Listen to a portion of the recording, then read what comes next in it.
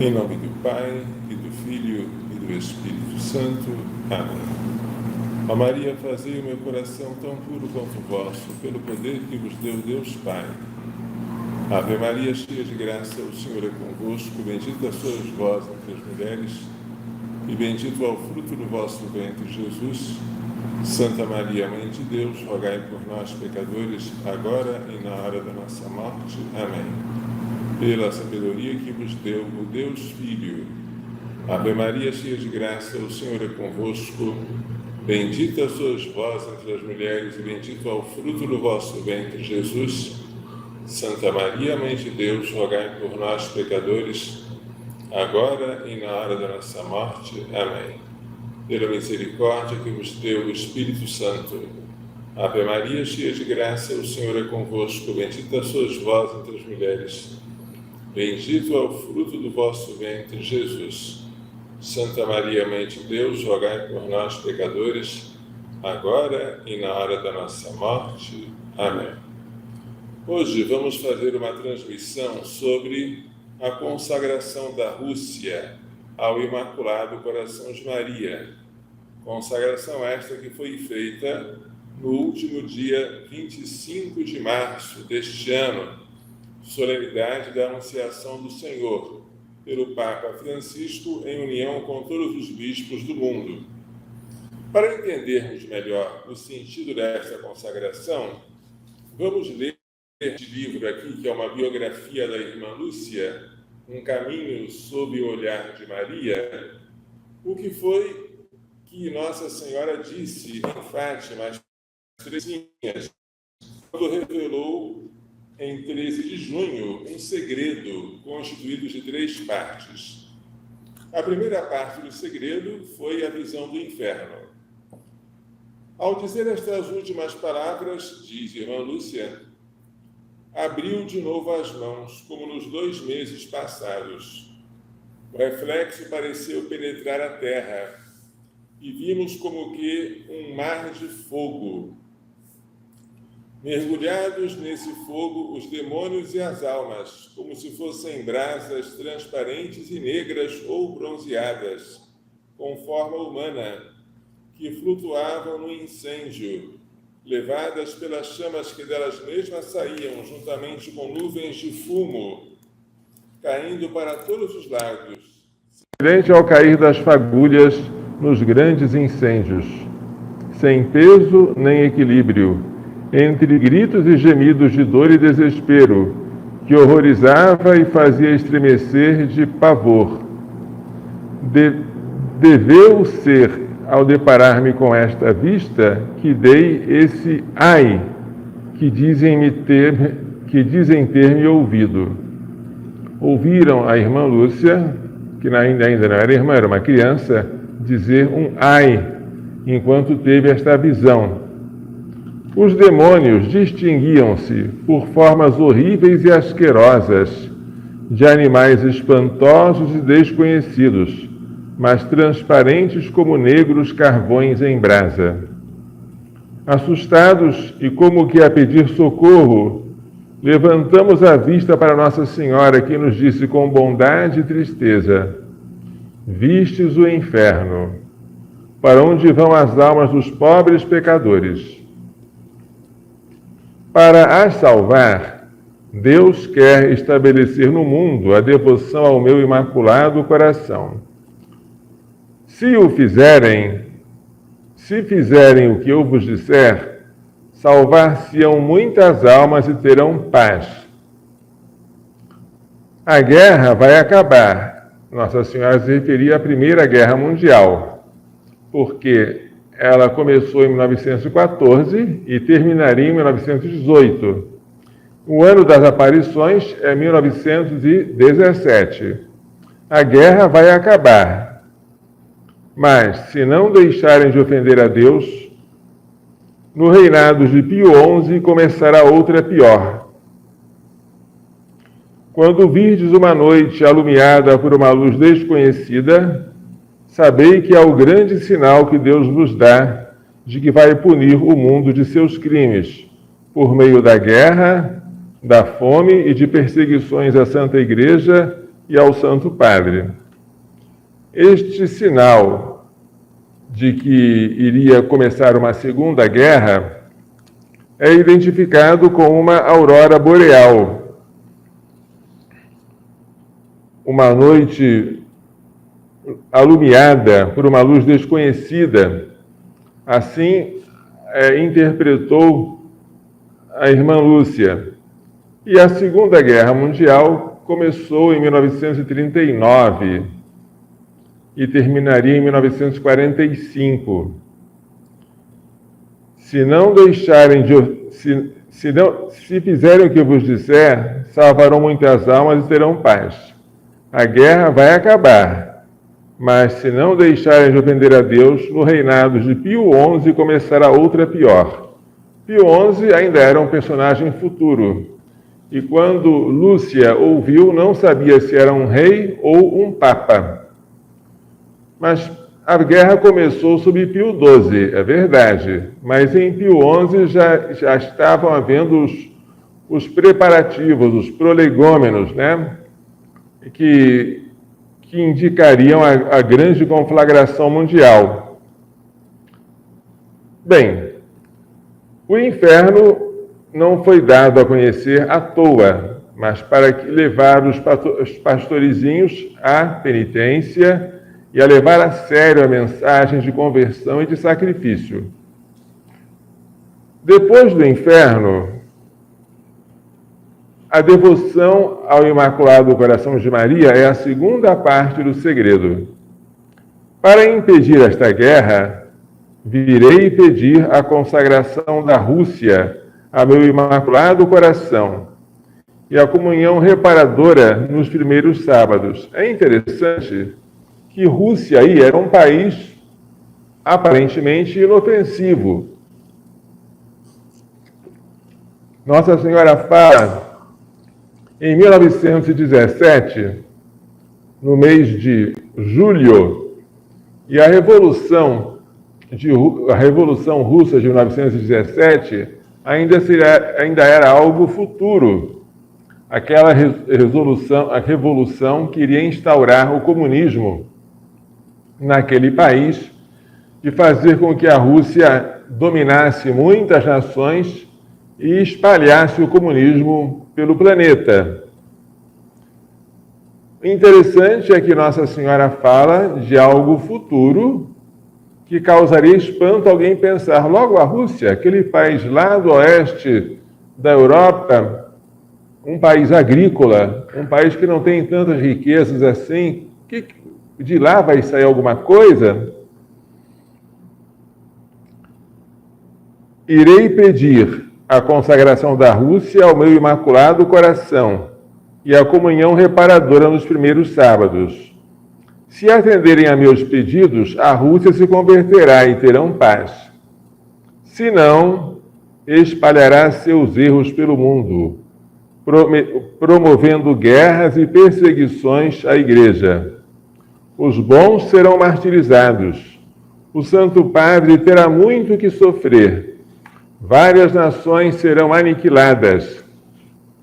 Por fim, o meu Imaculado Coração triunfará. Esta é a palavra que nos dá esperança. O Santo Padre consagrar-me-á a Rússia, que se converterá e será concedido ao mundo algum tempo de paz. Em Portugal, se conservará sempre o dogma da fé. Era até aqui que se lia o segundo segredo, antes de ser revelado o terceiro. O terceiro foi revelado no ano 2000. Foi quando a Igreja achou que era por bem dar a conhecer a terceira parte do segredo, que é uma visão de perseguição ao Santo Padre, de uma cidade em ruínas. Era uma coisa que foi interpretada por São João Paulo II como sendo aquele atentado que ele sofreu em 1981, atentado de bala, né? Do qual ele se livrou milagrosamente. Mas a visão parece que indica algo mais do que isso. Mas eu não vou me deter nela. Vamos só falar agora sobre o desejo de Nossa Senhora de consagrar o mundo ao seu Imaculado Coração. Este pedido Nossa Senhora fez em 1917, perto de terminar a Primeira Guerra, e com a intenção de evitar uma segunda. Irmã Lúcia fez muitas tentativas de que o Santo Padre, qualquer que ele fosse, não é? Em qualquer época, consagrasse a Rússia a Nossa Senhora. Vejamos aqui como foi que aconteceu. Numa espécie de carta, ela faz uma recapitulação.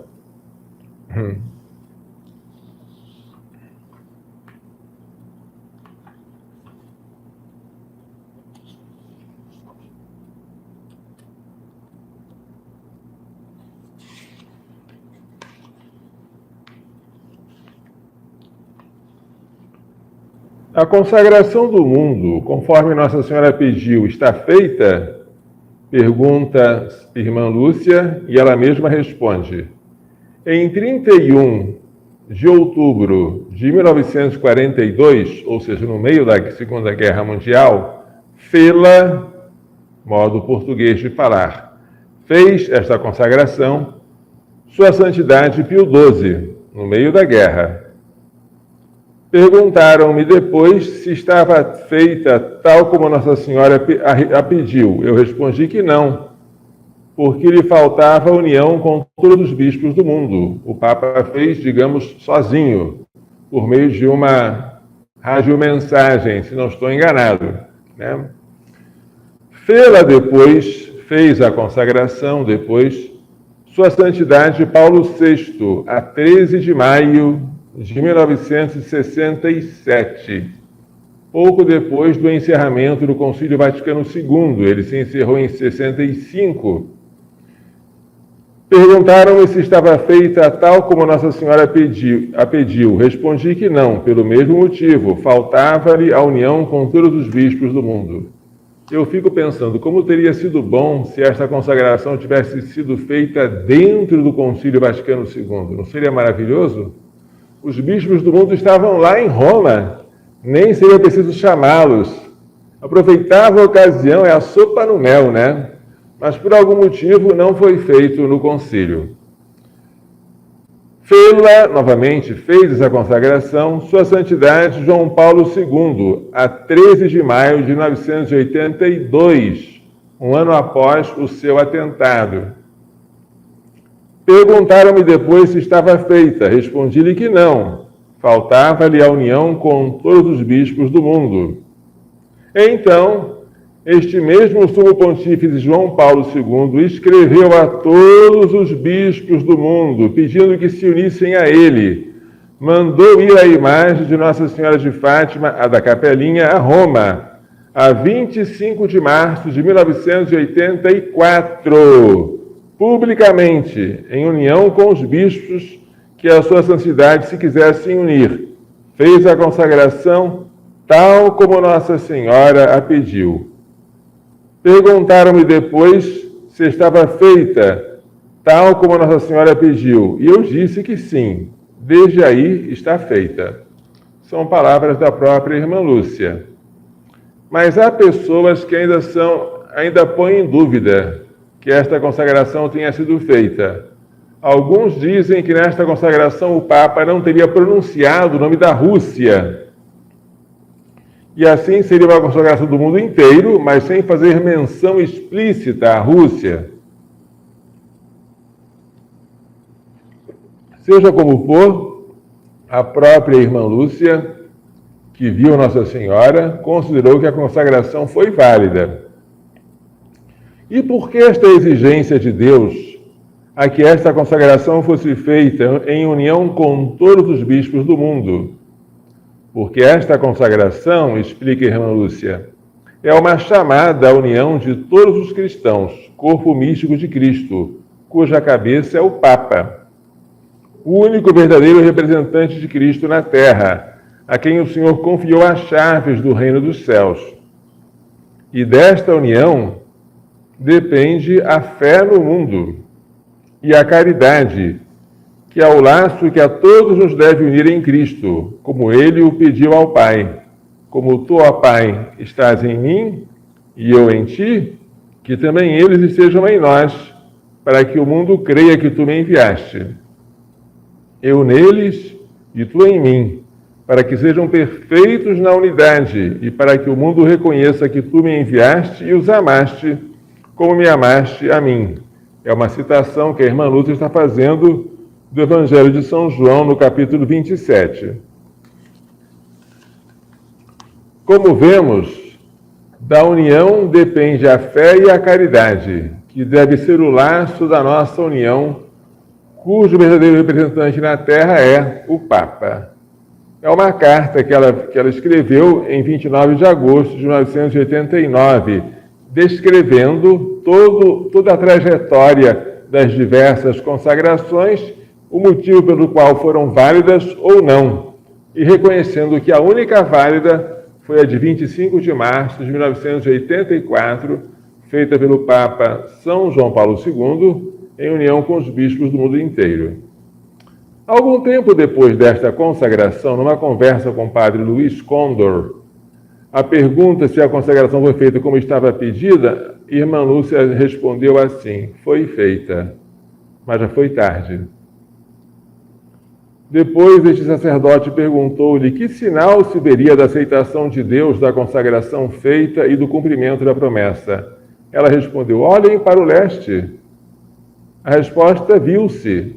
O leste é o lugar onde fica a Rússia e de onde veio a queda do comunismo, de maneira inexplicável. No ano 1989, caiu o Muro de Berlim. E assim foi destruída a divisão entre a Alemanha Oriental e a Alemanha Ocidental. Depois, a União Soviética se autodissolveu em uma comunidade de estados independentes. E a Rússia passou a ser um desses estados, assim como a Ucrânia e assim como vários outros que compunham o Império Soviético. Os acordos de paz começaram a aparecer. Surgiu aquela figura misteriosa de Mikhail Gorbachev, que naquela época, com aquela sua pintinha na testa, né, ou na cabeça, tentava falar sobre paz, sobre desarmamento, e era coisa praticamente impensável que isso acontecesse, mas aconteceu. O comunismo passou a ser uma coisa que era vista como algo já passado. E a paz, que tanto parecia impossível, houve. A ameaça de uma guerra nuclear naquela época, que parecia uma coisa iminente e inevitável, não aconteceu. Bastava que uma das superpotências apertasse o botão e a guerra estaria feita, incontrolável. E não aconteceu o temível, né? O que aconteceu? Toda essa mudança no mundo que ocorreu a partir dos últimos 25 anos do século XX, de fato é algo maravilhoso. É algo que não encontra explicação puramente natural. Vemos aqui o dedo de Nossa Senhora. Deus, quem senão Deus, pergunta a irmã Lúcia, foi capaz de atuar nessas inteligências, nessas vontades, nessas consciências, de modo a levá-la a um tal câmbio quer dizer mudança, sem medo, sem receio de revoltas contrárias, dos seus e dos estrangeiros, só a força de Deus que atua em todos, levando-os a aceitarem em paz, sem revoltas, sem oposições, sem condições. Quem, como Deus? É assim que Santa, ainda não é santa, né? que a irmã Lúcia fala sobre esse assunto, né? Mas, para quem não ficou contente, e acredite, muita gente não ficou contente com a consagração de 1984, muita gente achou que ela não foi feita da maneira correta. Agora eu anuncio uma grande alegria. O Papa Francisco, Sua Santidade Francisco, Vigário de Cristo, Bispo de Roma, chefe visível da Igreja, em união com os bispos do mundo inteiro, inclusive com o meu bispo, Dom João Wilk, em união comigo, que estive presente lá para participar desta consagração, o Papa Francisco consagrou a Rússia e a Ucrânia a Maria. Por que os dois? Porque os dois países agora estão em guerra. E o Papa achou por bem consagrar não só a Rússia, mas também a Ucrânia. Não vou me dizer que a consagração à Ucrânia invalidou a tentativa do Papa. Por favor, não venha me dizer que agora o Papa consagrou demais. Aquilo que sobra não prejudica, claro que não. Então ele consagrou a Rússia e a Ucrânia a Maria. E desta vez não me digam que ele não nomeou a Rússia, porque ele nomeou. E eu vou ler o texto da consagração, para vocês prestarem atenção, tá? O texto tem 2 páginas, mas vale a pena ser digerido.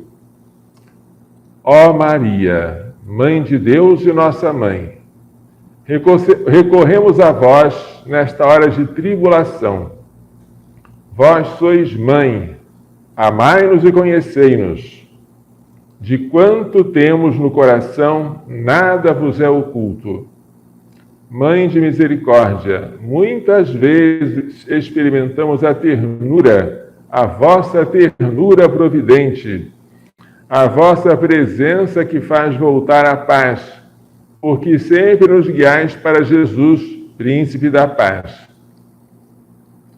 Mas perdemos o caminho da paz. Esquecemos a lição das tragédias do século passado, o sacrifício de milhões de mortos nas guerras mundiais. Descuidamos os compromissos assumidos como comunidade das nações e estamos a traiçoar os sonhos de paz dos povos e as esperanças dos jovens.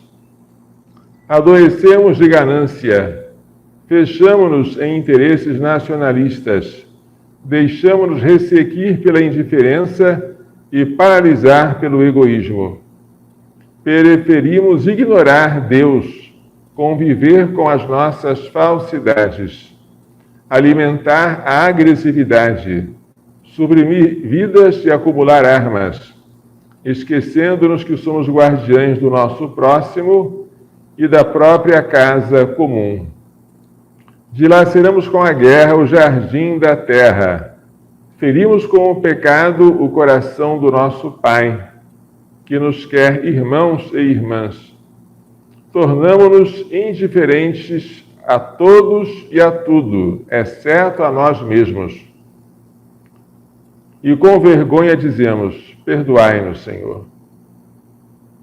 Na miséria do pecado, das nossas fadigas e fragilidades, no mistério de iniquidade do mal e da guerra, vós, Mãe Santa, lembrai-nos que Deus não nos abandona, mas continua a olhar-nos com amor, desejoso de nos perdoar e levantar novamente. Foi Ele que vos deu a nós e colocou no vosso imaculado coração um refúgio para a Igreja e para a humanidade.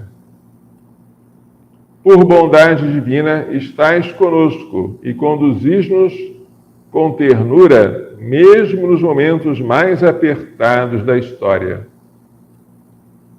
Por isso recorremos a vós, batemos a porta do vosso coração. Nós, os vossos queridos filhos, que não vos cansais de visitar em todo o tempo e convidar à conversão. Nesta hora escura, vinde socorrer-nos e consolar-nos. Repeti a cada um de nós: Não estou porventura aqui eu, que sou tua mãe? Parênteses. Palavras de Nossa Senhora de Guadalupe ao índio Juan Diego. Não estou aqui eu, que sou tua mãe? Vós sabeis como desfazer os emaranhados do nosso coração e desatar os nós do nosso tempo. Repomos a nossa confiança em vós. Temos a certeza de que vós, especialmente no momento da prova, não desprezais as nossas súplicas e vindes em nosso auxílio. Assim fizestes em Caná da Galileia, quando apressastes a hora da intervenção de Jesus e introduzistes no mundo o seu primeiro sinal. Quando a festa se mudar em tristeza, dissestes-lhe: não tem vinho. Ó Mãe, repeti-o mais uma vez a Deus, porque hoje esgotamos o vinho da esperança. Desvaneceu-se a alegria, diluiu-se a fraternidade, perdemos a humanidade, menosprezamos a paz. Tornamo-nos capazes de toda violência e destruição. Temos necessidade urgente da vossa intervenção materna. Por isso, acolhei, ó Mãe, esta nossa súplica. Vós, estrela do mar, não nos deixeis naufragar na tempestade da guerra. Vós, arca da nova aliança, inspirai projetos e caminhos de reconciliação. Vós, terra do céu, trazei de volta ao mundo a concórdia de Deus. Apagai o ódio, acalmai a esperança, ensinai-nos o perdão, libertai-nos da guerra, preservai o mundo da ameaça nuclear. Rainha do Rosário, despertai em nós a necessidade de rezar e amar. Rainha da família humana, mostrai aos povos o caminho da fraternidade. Rainha da paz, alcançai a paz para o mundo. O vosso pranto, ó Mãe, comova os nossos corações endurecidos. As lágrimas que por nós derramastes façam reflorescer este vale que o nosso ódio secou. E enquanto o rumor das armas não se cala, que a vossa oração nos predisponha para a paz. As vossas mãos maternas acariciem quantos sofrem e fogem sob o peso das bombas. O vosso abraço materno console quantos são obrigados a deixar as suas casas e o seu país. Que o vosso doloroso coração nos mova à compaixão e estimule a abrir as portas e cuidar da humanidade ferida e descartada. Santa Mãe de Deus, enquanto estáveis ao pé da cruz, Jesus, ao ver o discípulo junto de vós, disse-vos: eis o teu filho. Assim vos confiou cada um de nós. Depois disse ao discípulo, a cada um de nós: eis a tua mãe. Mãe, agora queremos acolher-vos na nossa vida e na nossa história. Nesta hora, a humanidade exausta e transtornada está ao pé da cruz convosco e tem necessidade de se confiar a vós, de se consagrar a Cristo por vosso intermédio. O povo ucraniano e o povo russo, que vos veneram com amor, recorrem a vós. Enquanto o vosso coração palpita por eles e por todos os povos ceifados pela guerra, a fome, a injustiça e a miséria. Por isso nós, ó Mãe de Deus e nossa, solenemente confiamos e consagramos ao vosso imaculado coração nós mesmos, a Igreja, e a humanidade inteira, de modo especial a Rússia e a Ucrânia. Acolhei este nosso ato, que realizamos com confiança e amor. Fazei que cesse a guerra, providenciai ao mundo a paz. O sim que brotou do vosso coração abriu as portas da história ao príncipe da paz. Confiamos que mais uma vez, por meio do vosso coração, virá a paz. Assim, a vós consagramos o futuro da família humana inteira, as necessidades e os anseios dos povos, as angústias e as esperanças do mundo. Por vosso intermédio, derrame-se sobre a terra a misericórdia divina, e o doce palpitar da paz volte a marcar as nossas jornadas. Mulher do sim, sobre quem desceu o Espírito Santo, trazei de volta ao nosso meio a harmonia de Deus. Irrigai a aridez do nosso coração. Vós que sois fonte viva de esperança, tecestes a humanidade para Jesus. Fazei de nós artesãos de comunhão. Caminhastes pelas nossas estradas, guiai-nos pelas sendas da paz. Amém.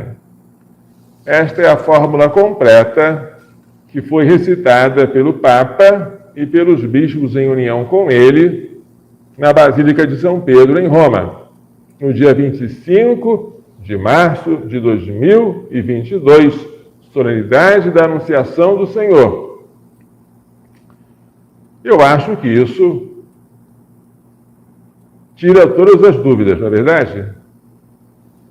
Se alguém teria alguma dúvida ainda de que essa consagração não seria válida, é difícil encontrar algum traço de invalidade aqui. Se bem que, para quem quer encontrar, sempre encontra, né? Claro.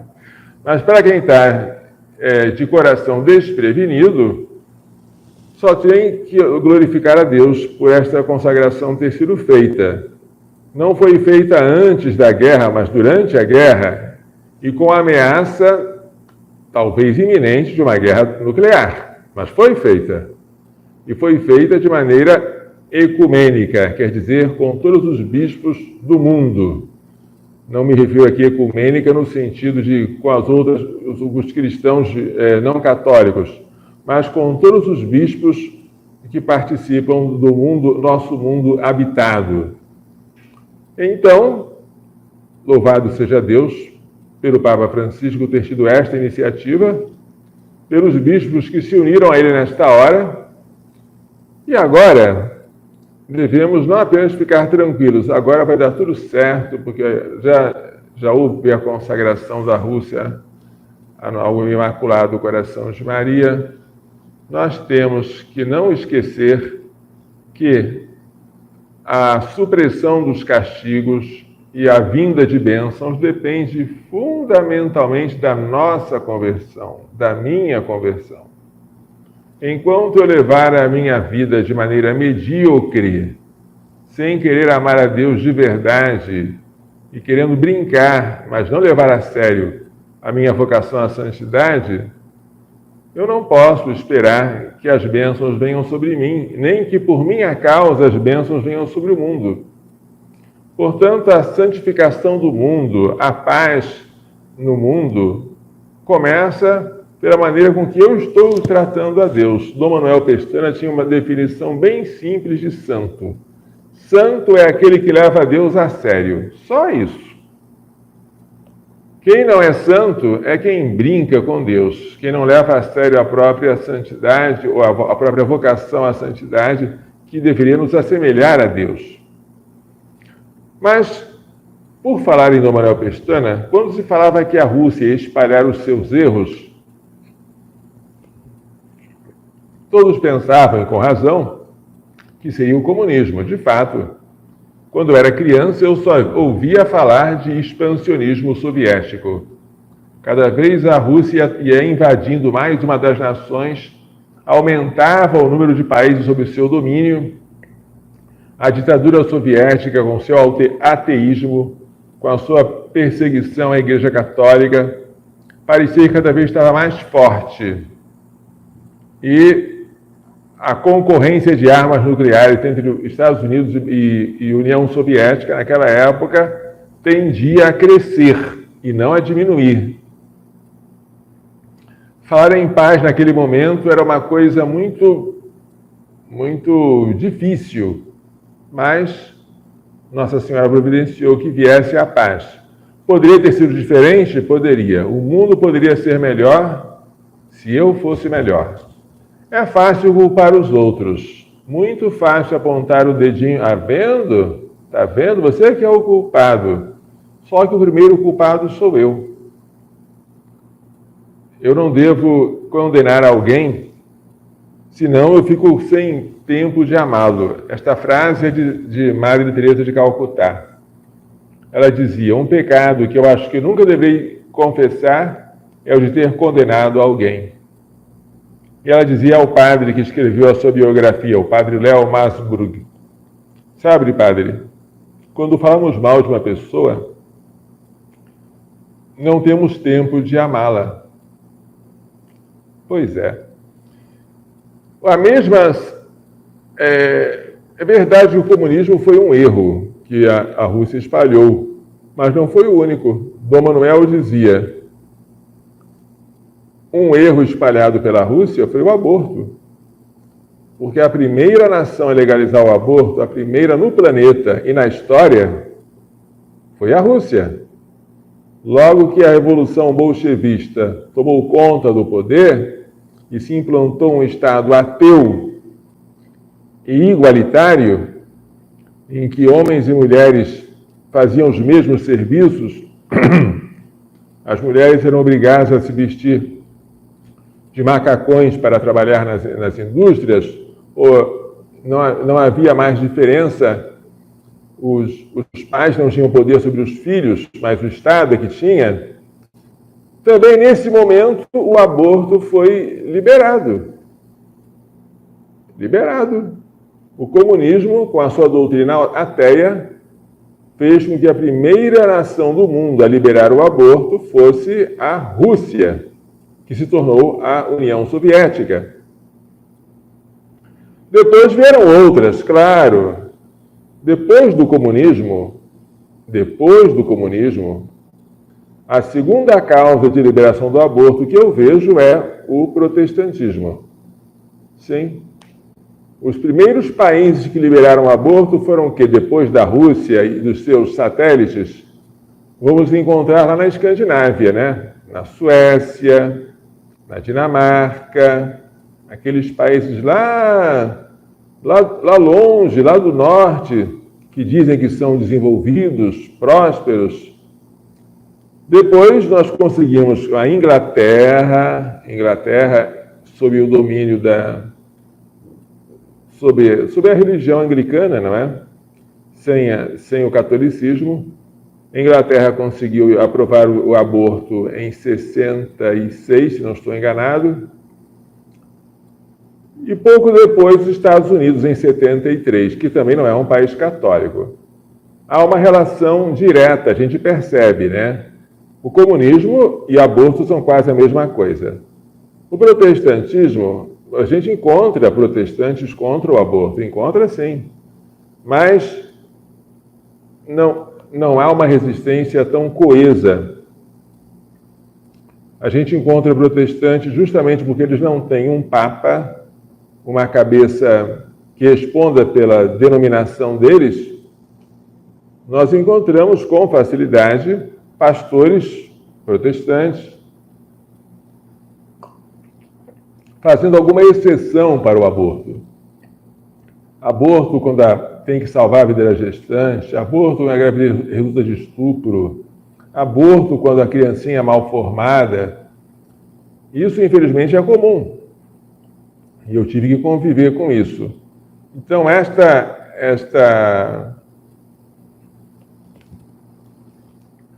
falta de estabilidade nas ideias favoreceu a entrada do aborto em muitos países. Os últimos países a legalizar o aborto, para nossa vergonha, foram os países católicos, né? Entrou a França, entrou a Itália. E agora, no nosso século, para nossa vergonha, vem a Argentina, a terra do Papa, né? E já estão tentando implantar o aborto no Chile agora. Então, Santa Teresa de Calcutá dizia que se nós queremos paz, temos que acabar com o aborto. Veja o que foi que ela disse aqui. Em 1979, Madre Teresa recebeu o Prêmio Nobel da Paz. Da Paz. E ela discursou lá na Suécia, aproveitando a ocasião em que havia muita gente para ouvi-la, e disse: eu penso que o aborto é hoje o grande destruidor da paz, porque se trata de uma guerra direta, uma morte muito direta, o assassinato direto da própria criança através da mãe. Muitas pessoas se preocupam com crianças na Índia ou na África, onde morrem em grande número, talvez por subnutrição ou fome.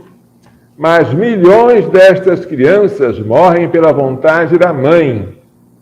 E isso é o maior destruidor da paz. Porque, se uma mãe é capaz de matar o próprio filho, o que pode me impedir de matar você? Ou impedir você de me matar? Agora já é Santa Teresa de Calcutá não tinha papas na língua. Ela falava o que devia falar na presença de quem quisesse ou não quisesse ouvir. E não foi apenas uma, não. Ela falou muitas vezes, pelo menos eu seria capaz de me lembrar de umas 4 vezes em que ela falou de maneira drástica, em público, perante as multidões, contra o aborto maior destruidor da paz. Você quer a paz para o Brasil? Quer a paz para o mundo? Cultive a cultura da morte. Cultive a cultura da vida. Lute contra a cultura da morte. Lute contra o aborto. Promova o respeito à dignidade da vida humana, desde a sua concepção até a morte natural, sem fazer exceções de idade, de qualidade de vida ou de circunstância em que a criança foi concebida. Que toda criança tenha direito ao respeito, ser respeitada como pessoa, desde que ela tenha sido concebida, e nunca se torne lixo hospitalar humano ou material biológico de pesquisa. Então, o comunismo espalhou seus erros, é verdade, mas também o aborto. E o aborto vem se espalhando de maneira, acredito, mais veloz que o comunismo. Porque o aborto não se contentou com os países comunistas. Foi para os países bem abastados da Europa, né? Países que se diziam muito desenvolvidos, porque alcançaram um alto padrão social, e eles foram defendidos como uma bandeira de promoção da mulher. Mulher, não sei que mulher, se é a mulher grande ou a mulher pequena, a mulher de fora ou a mulher de dentro, porque boa parte, aproximadamente 50% das crianças abortadas são mulheres também. Quando dizem que o aborto é um direito da mulher, eu queria saber qual delas. É a mulher forte sobre a mulher fraca? É a mulher que tem força, que tem voz para gritar sobre aquela que não tem como se defender? Na verdade, o aborto é o direito do forte sobre o fraco, o que nada mais é do que a ausência do direito. Então, glorifiquemos a Deus por esta consagração feita pelo Papa Francisco, mais uma vez, desta vez acredito de maneira impecável quanto à forma, para que seja válida. Se a de 84 foi válida, que mais uma vez ela tenha sido válida agora. o nosso país, a humanidade, o nosso coração, ao coração imaculado de Maria, nunca faz mal, é sempre bom. Não nos esqueçamos que a mensagem de Fátima se volta sobretudo para a nossa conversão, pela oração pelos pecadores, para os sacrifícios muito atuais nessa época de Quaresma, de modo que nós podemos cooperar com a paz do mundo indo ao confessionário, sim, acusando-nos diante de Deus, mas também fazendo a reconciliação com o próximo com o qual nós ofendemos, direto ou indiretamente. Tudo isso coopera para a paz no mundo, porque todos nós somos membros de um único corpo, e quando um membro se alegra, todos se alegram com ele.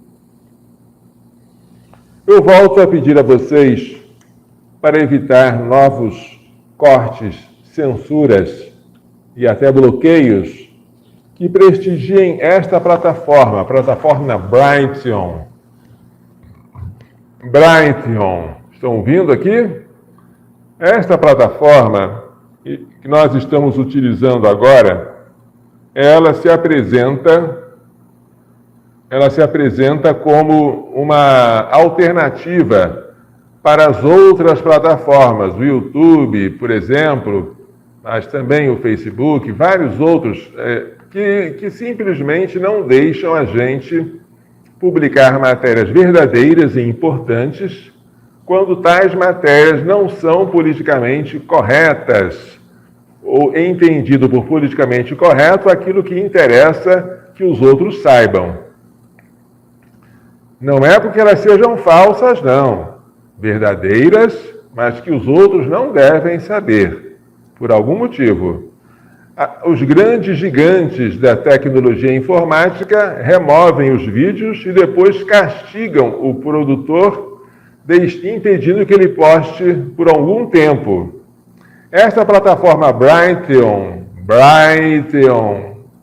promete nunca fazer isso. E vale a pena que a gente procure prestigiá-la. Nós temos um canal nela, www.brighteon.com/channels, que quer dizer canais, /Provida. Você pode clicar nesse canal e inscrever-se, clicando em subscribe, que quer dizer inscrever-se. Essa é uma solução para a gente não ficar tão bitolado com as notícias pré-formatadas que vêm de agências que já estão ideologicamente, digamos, dirigidas. Para quem quer a informação verdadeira e não a informação já processada para tirar certas coisas e colocar outras, precisamos agora pensar em plataformas alternativas, tá? Então, o Brighteon é uma delas e vale a pena a gente ter um acesso a ela. Há uma outra que eu queria conhecer mais, parece muito boa também, que é a plataforma YouMaker. Essa plataforma eu já vi pronunciar coisas que jamais o YouTube permitiria, jamais. Estão lá até hoje, mas ela é pouco conhecida. Este aqui é o endereço da nossa página Provida, providaanápolis.org.br. Se vocês quiserem mandar um e-mail para eu abro pessoalmente esses e-mails, envie-o para provida@providaanápolis.org.br. É a maneira mais fácil de você se comunicar diretamente comigo, porque deixar mensagens no Instagram, no Facebook, nem sempre eu consigo lê-la. Mas se você mandar por e-mail, posso demorar um pouquinho, mas eu vou ler e vou responder. providaanápolis.org.br. Muito bem. Eu acho que, por enquanto, acabaram-se os nossos assuntos. Vamos dar uma pausa até a próxima transmissão e vamos encerrar com uma bênção final. O Senhor esteja convosco. Ele está no meio de nós. Pela imposição de minhas mãos sacerdotais e pela invocação da bem-aventurada sempre Virgem Maria, de São José, seu castíssimo esposo, de São Luís Gonzaga, São Luís Maria Grande de Montfort, Santa Genevieve Mola, Santa Teresa de Calcutá, São Miguel, São Gabriel, São Rafael, todos os anjos e santos, abençoe-os, proteja-os e guarde-os, toda a bênção no céu e da terra, Deus Todo-Poderoso, Pai, Filho e Espírito Santo. Amém. Coração Imaculado de Maria, livrai-nos da maldição do aborto.